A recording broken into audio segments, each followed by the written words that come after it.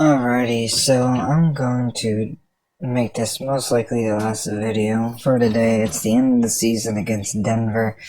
We're playing for the Retro Bowl here, and I apologize for not being serialized the way I would have preferred.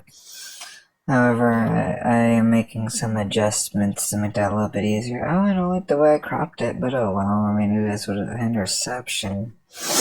A great way to start. Currently 0-0, Denver punted. So no points lost. Nice little run for 17. Houston, that's a great run. One nice little catch. Oh, nope, another down into the defense again. And get another stop. And kick a 40-some-odd yard field goal. Take it. Ideally.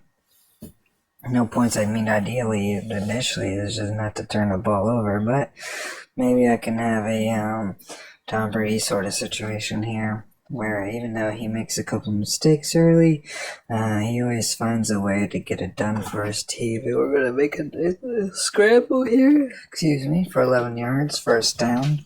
Nice run there, Okafor. Can I get it for 4 yards? I'll take it. Now going back to Brady and championship games in which he is 10-4, I believe, losing twice, maybe 3 times to Peyton Manning. Wow, once as a Colt, once as a Bronco, maybe twice as a Bronco. Nice catch there. Anyways, long story short, 10-4, I believe. He is almost as likely to throw a touchdown as he is to throw an interception, yet his teams have walked away with 70% of wins, so a 70% roughly win rate there. Not too bad. It's just when given an opportunity, the defense keeps it close. They get a turnover. They I think we might. The Denver defense is just a little bit quicker. They actually have a very solid defense, at least 4 stars. They're nearly a 9-star team, roughly at least a 9-star team overall. As I think my team's a 9.5. It's the extra point. It's a challenge. However, I'm up 6-3. It's good in this situation. Ideally 7. But 6 isn't bad, it's manageable. Yeah, Brady just gets it down when given the opportunity. Let's see if we can do the same. 6-3 is a good lead here. Let's see what we can get on this drive. Dropping back. Nothing. Try to gun one in, but it was at the feet. It wasn't leading him. It wasn't allowing any run after catch. Anyways, that's enough of a run after catch. He didn't have to really slow down, allow the defense to catch up. I don't know that defender can get him. They're going to make an effort, but I don't think they'll get within. No, I don't think they even got within 2 yards quite. Not good enough to get a tackle here. Let's see if we can convert this time. It's in the code. I think we're good. Excuse me again. I apologize. It's late. Alrighty. Well, we're going for a scramble here. I'll take the 6. I mean, it's third quarter is essentially almost over. Up 13-3.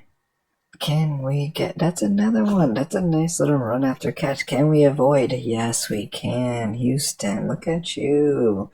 Can you bring it in for a touchdown? I don't know. No, 68. I'll take 68. Let's see if we can run one in here. 2 yards in a cloud of dust. Again, womp. Can he do it? Yes, I like to dive. A lot of times it's not necessary, but it is a good skill to practice regardless. You do need to dive from time to time. One, it's good for QB runs. One, it's a good thing to get in a habit of to stop the clock or at least save some clock. And you might need to dive to avoid some defenders, to not fumble, or to get the extra bit of yardage for a first or a touchdown. But I think the running back might break. I'll take 11. Only 23 seconds left. We're 23. It's pretty well in hand. So initially, I'm thinking that I could totally see a defender getting the Retro Bowl MVP, and it usually is more likely that one of my running backs or a receiver or even a defender gets it. Almost never my quarterback. And I think if I had to choose, it's almost always it was Cyrus Houston, the wide receiver, who got the vast majority of my receiving yards. I don't have a tight end, so that was an easy one. 259-1. Houston, 219 yards. 1 touchdown and 2 tackles. Look at him doing some work. All right, there you go, coach. Bum, bum, bum. Champions terrible for Beckham. That's all right. MVP for Houston. Blanton, the other wide receiver, offensive player of the year. Aiden Bernard, defensive player of the year, and my quarterback was rookie of the year. Now there goes the championship roster there. Played pretty well in the Retro Bowl. Oh, wow. I mean, Houston, 36.5 yards of reception. Very, very, very nice. Bernard, what'd you do? 11 tackles. I could see you being a candidate. Defensive back, Beckham, not really. Of course, not the kicker, most likely. But the DL, defensive lineman, has a sack and 8 tackles. Those were the 2 stars there. Linebacker there in the defensive linebacker, Okudah, and Bernard were the 2 stars of that defense in that particular game. Now comes difficult decisions. It's the end of the year. I'm gonna have to make some financial decisions with this team, and it can be a process. If you make the wrong decision, that could trigger a rebuild, and I already had done that, and I don't like doing rebuilds. Try to keep those to a minimum is my goal. Okudah, do like Houston for sure is a star. Blanton is very pricey, and so is Allison. I believe I am going to at least take Okudah. He's not the best, but Leno, I invested quite a bit in him. Leno, I'm sorry. Yeah, like I'm really considering. I think I will take him. Yes, I will. And now, a couple more decisions to take. Houston he's worth it. This guy has a lot of great potential. He's a 2nd-round pick. Allison, he's great. He's a great lineman, just very expensive. Same with Blanton. Houston is also very, but he's a star. He's nearly creme de la creme. He's not quite there. There's certainly better receivers, but as a number 1, hard to complain. I think I will take Leno. Yeah, felt that roster defensively a little bit. I probably could have upgraded, though. I think I'm going to let I love him. He's given me a lot. Same with Allison. I think I'm going to let them walk, though. Yeah, it's fine. Well, let's get on to the draft. I need a receiver now that I lost Blanton. I don't want to get... I'm not going to invest so much capital into an offensive lineman.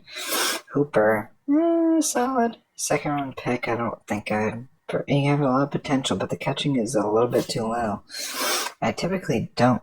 Jarek Hooper, not bad for Hooper though. The catching again is a bit low.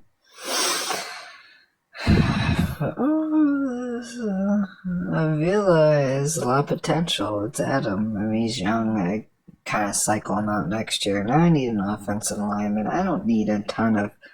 That's a very solid offensive lineman. Not a lot of capital invested.